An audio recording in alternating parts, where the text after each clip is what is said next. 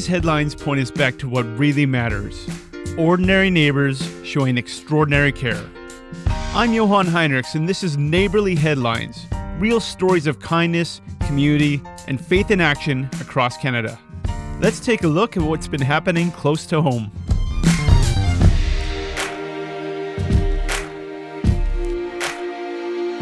Most days, headlines rush past us, full of noise.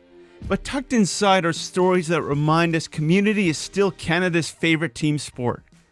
On the field, on the sidewalk, and around the table covered in fabric and laughter.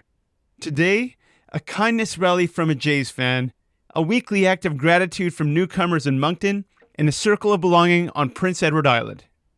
Let's get right into the stories.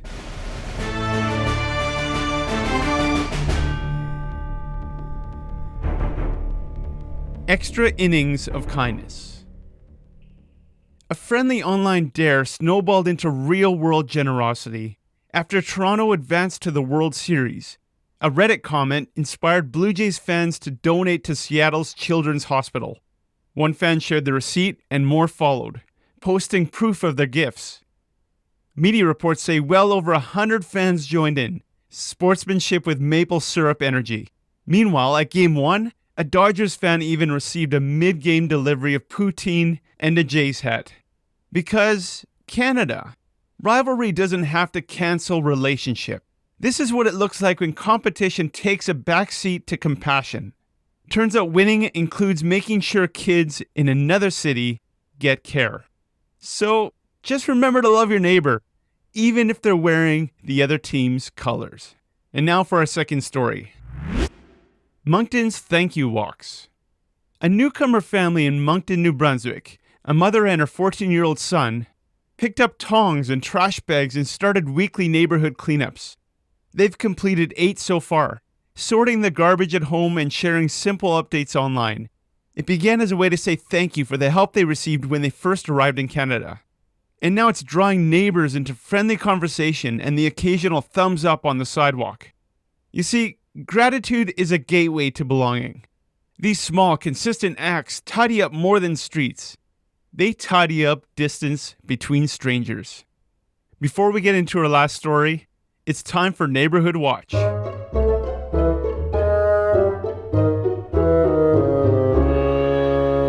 part of the show where community life gets a little interesting. Because sometimes being a good neighbor means facing the strange together. In one Toronto neighborhood, a woman kept waking up to find an A&W bag of French fries left neatly on her porch. Not once, not twice, but 9 nights in a row. Each bag had the same name written across it, Rodolphe. Her neighbor next door decided to help solve the mystery. Together, they set up a baby monitor, tracked footprints in flour, and eventually went right to the source, the local A&W. The discovery? These midnight fries weren't from some secret admirer or prankster at all, but from a food delivery glitch that kept sending orders to the wrong address. What began as a little unsettling became a running neighborhood joke, and strangely enough, a little reminder that when life gets weird, it's better to face it together with a neighbor. Care isn't always casseroles and kind words. Sometimes it's a neighbor who helps you make sense of the strange, who stands beside you until worry turns into laughter. So what are you doing? Head over to our CareImpact podcast group on Facebook and vote in the poll. If mysterious fries started showing up on your porch, what would you do? Eat them? Call A&W? Start a neighborhood stakeout? Or would you label the porch drive-through closed? For me, I'm going to put a little container of ketchup beside those fries and just see what happens. And now for our last story of the day. Blankets and belonging on the island. On Prince Edward Island, the Native Council's SAFE program is helping off-reserve Indigenous people find community through culture, like blanket making workshops. Participants say that gathering feels like medicine, a place to learn, share languages, and to become family to one another. Even while living away from their home territories, the program runs year-round across the province and adds wellness activities into the winter.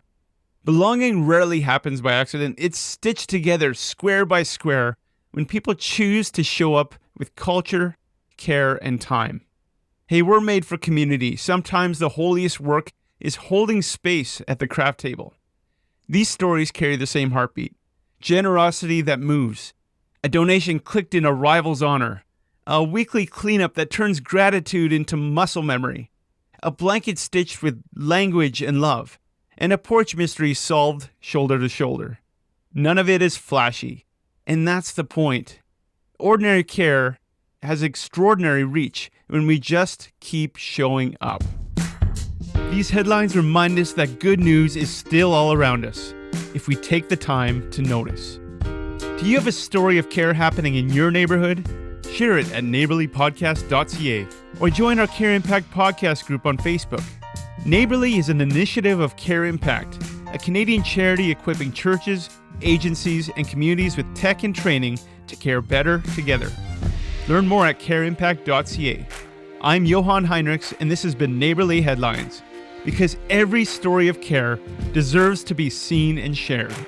Turning over tables,